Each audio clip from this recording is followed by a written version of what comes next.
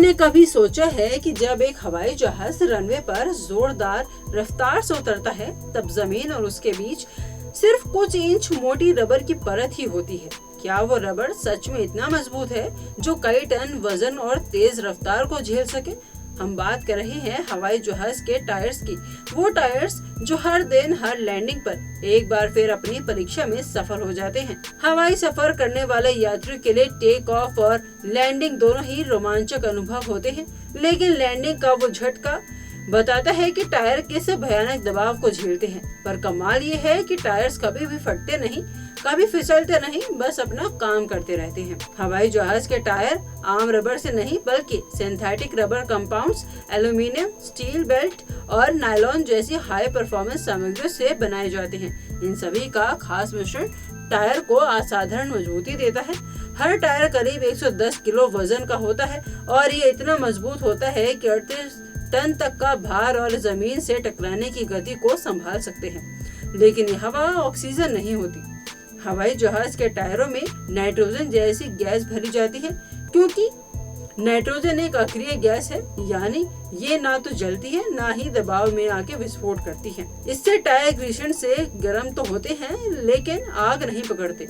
900 psi तक के दबाव को ये आसानी से सहन कर लेते हैं। टायर को लगभग 500 बार तक इस्तेमाल किया जा सकता है। उसके बाद वो रिट्रेडिंग के लिए भेजा जाता है, जहां नई ग्रिप चढ़ाई जाती है और ये प्रक्रिया 7 बार तक दोहराई जा सकती है। यानी कुल मिलाकर एक टायर करीब 3500 बार लैंडिंग झेल सकता है। सामान्य तौर पर एक विमान में करीब 20 टायर होते हैं। इनमें से अग्रिम टायरों की उम्र कुछ कम होती है, क्योंकि उन पर अधिक घुमावदार बल पड़ता है। एक टायर बदलने में 2 मैकेनिकों को लगभग 1 से आधा घंटा लग जाता है।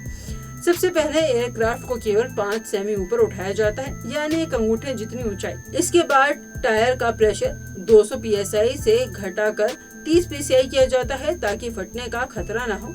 फिर हब कैप बोल्ट नट हटाकर टायर बदल दिया जाता है। नया टायर एक्सल स्लीव में फिट होता है और सब कुछ बेहद सावधानी से होता है। हर नया टायर अत्यधिक तापमान, उच्च गति और भारी भार की परीक्षा से गुजरता है। इन टायरों को तब तक चलाया जाता है जब तक वो टूट न जाए, ताकि उनकी क्षमता पूरी तरह मापी जा सके।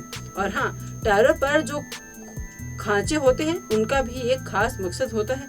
गीले रनवे से पानी बाहर निकलना ताकि फिसलने की कोई संभावना न रहे।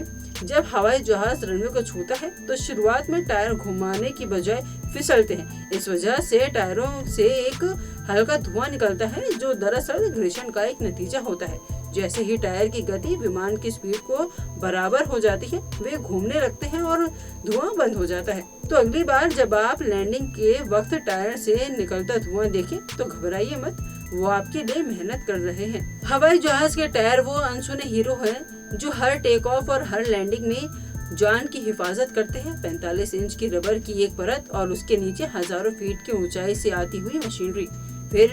फिर भी ना कोई डर ना कोई दिक्कत। तो अगली बार जब आप हवाई सफर करें, एक बार जरूर सोचिएगा उन टायरों के बारे में जो चुपचाप मगर पूरी ताकत से आपके सफर को सुरक्षित बनाते हैं।